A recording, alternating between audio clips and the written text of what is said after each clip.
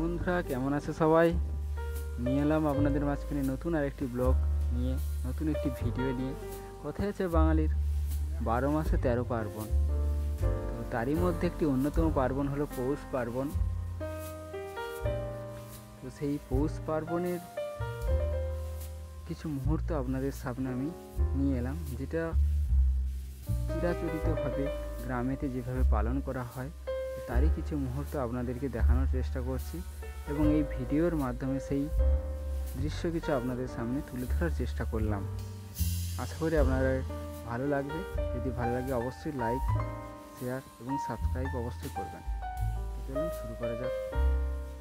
তো আমাদের বাঙালি মতে যেটা গ্রামেগঞ্জে হয়ে থাকে, আমরা যারা চাষিবাসী মানুষ, তারা যখন ধান কাটা হয় পৌষ মাসের আগে, অঘ্রাণ মাসে যখন ধান কাটা হয়, সেই অঘ্রাণ মাসে ধান কাটার সময় আমরা ধানের 3টে গোছ রেখে দিই, ধান সমেত সযত্নে রেখে দেওয়া থাকে।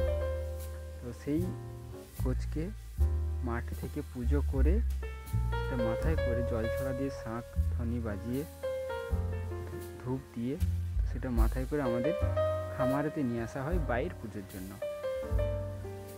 বাইরেতে নিয়ে এসে সেটাতে আবার পুজো করা হয় পুরোহিত দ্বারা। কিন্তু মাঠ থেকে যখন আমরা সেটা তুলে নিয়ে আসি, সেটা নিজেরা পুজো করে নিয়ে আসি, নিজেদের মতো করে, নিজের মনস্কামনা চেয়ে মা লক্ষ্মী যেন বছর বছর ভালো হয়, বা মা লক্ষ্মী যেন ভালোভাবে আসে আমাদের বাড়িতে। তো সেই সব কামনা করে যে যার মনস্কামনা নিয়ে চাষিবাসী মানুষরা তো সেটা সম্পন্ন করে নিয়ে আসে। তো সেই রকমই যেমন ঠাকুরকে খাবার দেওয়া হয় বাড়িতে, তো সেই রকমই, বা নিজেরা যেরকম খাওয়া দাওয়া করা হয় সেই রকম টাইপেরই কিছুটা। তো ঠাকুরের কলা পাতা নিয়ে যাওয়া হয় ওখানে, তো সেখানে ফল কর কেটে নিয়ে যাওয়া হয় চিনির সাথে, বিভিন্ন রকমের ফল, তিলা, যেটা মকর সংক্রান্তির এক অন্যতম জিনিস, তিলে এবং সর্ষে ফুল। তো সেই মতো কলা পাতায় করে ঠাকুরের জন্য সাজানো হয় সব কিছু একে একে করে। প্রথমে ফলকর, চিঁড়ে, তারপর ধীরে ধীরে একটা পিতলের ঘটিতে করে জলও নিয়ে যাওয়া হয়, যাতে ওই ঠাকুরের যে গোছ যেটা রাখা থাকে, ধানের যে গোছ, যেটা 3টে গোছ, সেই গোছেতে হালকা একটু একটু করে অল্প অল্প করে জল দেওয়া হয় গড়াতে, যাতে তুলতে সুবিধা হয়, এবং ওটা একটা নিয়মের মধ্যেও থাকে।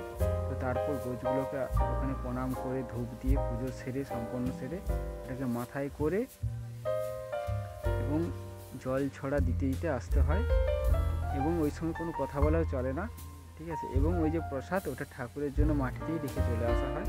এইভাবে আমাদের এই পুজোটি সম্পন্ন হয়। এবং দেখতেই পাচ্ছেন আবার চাষের জন্য প্রস্তুতি হচ্ছে, বিভিন্ন বীজ ধান রয়েছে পরবর্তী চাষের জন্য। ভালো থাকবেন, সুস্থ থাকবেন। Thank you.